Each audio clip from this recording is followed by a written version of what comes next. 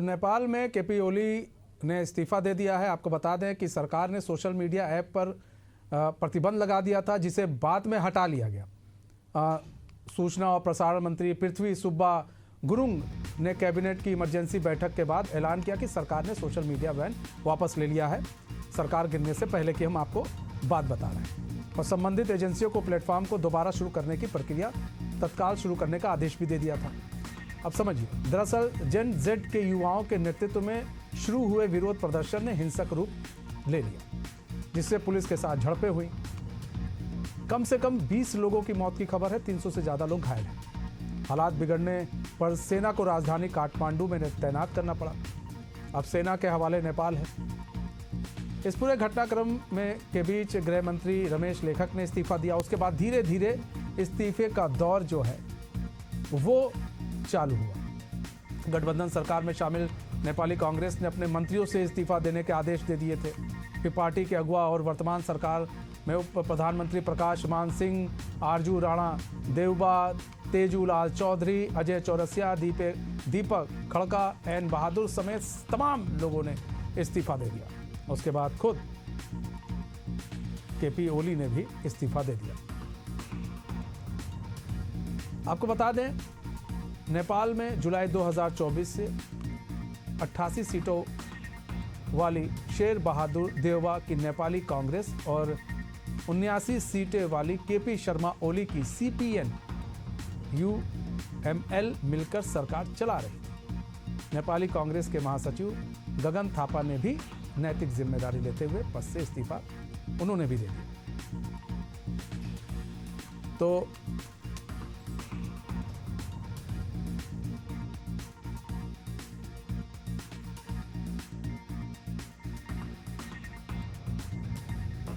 सबने इस्तीफा दे दिया। होम मिनिस्टर ने इस्तीफा दे दिया। नेपाल में सोशल मीडिया बैन हटा है ना। हिंसक प्रदर्शन के बाद सरकार ने फैसला लिया।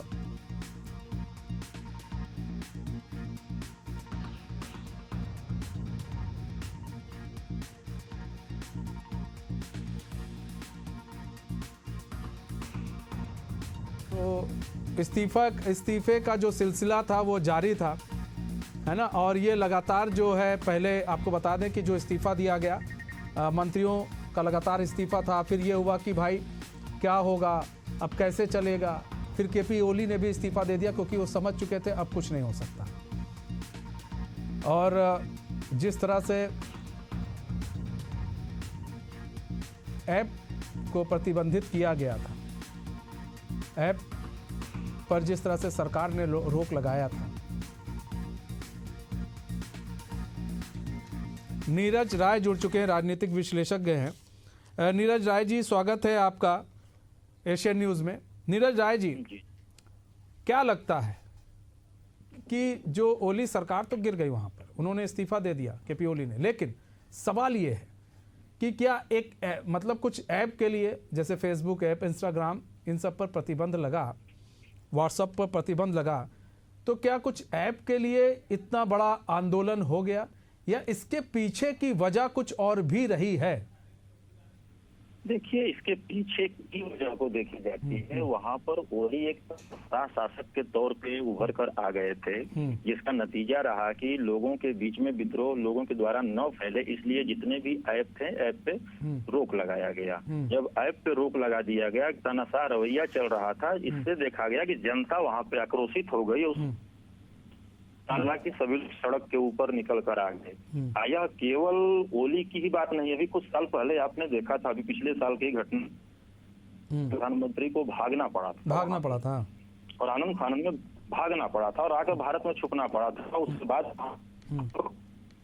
फैली थी, अभी जग जाहिर है। हमारा पड़ोसी राज्य बांग्लादेश, पड़ोसी राज्य जो कि हमारे बहुत पड़ोसी देश है, आपका नेपाल, जो कि हमारा बहुत है, उसका एक सांस्कृतिक भी मतलब है, पारंपरिक हम लोगों से संबंध भी है और पड़ोस का भी है। इसको देखते हुए अगर रोटी और बेटी का हम लोग का संबंध कहते हैं, अगर इसको जी बस वही चीज है कि रोटी और बेटी का संबंध है। अगर उसको देखते हुए अगर हम बनाए कि कोई भी शासक, कोई भी प्रधानमंत्री हो, उसे उस तरह का तानाशाही रवैया नहीं अपनाना चाहिए जिस तरह से वहां पर किया गया। आज जो सोशल रहा है, लोगों के जीवनचर्या का एक बहुत ही सरल माध्यम था। अगर उस ये लगाया गया था कि इनकी हरकतों को लोग वहां पे पोस्ट करना, अपनी बातों को आगे बढ़ाना करना शुरू कर दिए थे। अब जाकर उनको मजबूरी में देना पड़ा, इस्तीफा देना पड़ा। और मैं इस बात को देखते हुए उनके है तो भी अगर उस हिसाब से देखा जाए कि तन्नाशाह रवैया यहाँ पे भी चल रहा है, लोगों में आक्रोश, छात्र सड़कों पे चल रहे हैं, बेरोजगारी ऐसे ही चरम पे चल रही है, तो किस संस्कृति से बांध कर कितने दिनों तक रख सकते हैं? भूख है, सबको लगनी ही लगनी है। इस चीज को शरण अभी न हो, यही हम लोग चाह रहे हैं। लेकिन नेपाल में जो हुआ है होना नहीं चाहिए, क्योंकि वह भी एक देश है। बड़ा यह गंभीर समस्या है, एक शोध का विषय है, और इस पे रिसर्च करके ही अन्य लोगों का भी इसका अनुपालन करने की आवश्यकता है। क्योंकि नहीं, एक बड़ी चीज़ है कि हमने देखा कि बांग्लादेश में इन ऐसे ही युवाओं ने किस तरह से तबाही मचाई, और फिर एक वो भी पड़ोसी है और ये भी पड़ोसी है, नेपाल में भी किस तरह से तबाही मचाई गई। यहाँ पर बात की जाए, टिकटॉक तो बैन नहीं हुआ, लेकिन कहीं ऐसा तो नहीं जो चाइना के साथ नज़दीकी भी इन लोगों को भारी पड़ी? नहीं, देखिए चाइना के साथ नजदीकी, आपने युवाओं का नाम लिया। हाँ। विश्व में एक इकलौता देश भारत है जो कि इंदिरा गांधी के खिलाफ युवाओं ने जेपी के नेतृत्व में यहाँ पे आंदोलन हुआ था। वो विश्व का इकलौता आंदोलन था कि युवाओं का नेतृत्व के बुजुर्ग कर रहे थे, जयप्रकाश नारायण। उस समय भी इंदिरा गांधी को देखा आपने कि बांग्लादेश में युवाओं ने आंदोलन किया, उसको भी देखा है आपने। रही बात यहाँ पर नेपाल का, तो नेपाल में जो हुआ है आंदोलन छात्रों ने, तो आंदोलन के मुख्य कड़ी छात्र होते ही होते हैं, क्योंकि जोश ठीक है अंदर होता है। तो यह करुड़ाई जब निकलती है मादा रखते हुए, लेकिन चीन के साथ नजदीक कोई कारण नहीं है। चीन तो ऐसे भी आपने देखा कि हमारे प्रधानमंत्री जी भी वहां पर गए हुए थे, चीन के साथ क्या क्या गलबहियां करके आए, भूल गए कि गलवान में हमारे साथ क्या हुआ, या तमाम जो चीन के स्टेटमेंट आते हैं, आपको याद होगा कि तो कुल मिलाकर ये समझा जाए नीरज जी कि अब देखिए, अगर देश भाई जो हमारे पड़ोसी मुल्क हैं उनको समझना होगा कि किस तरह से देश को चलाना, अगर सीखना है तो भारत से सीखे।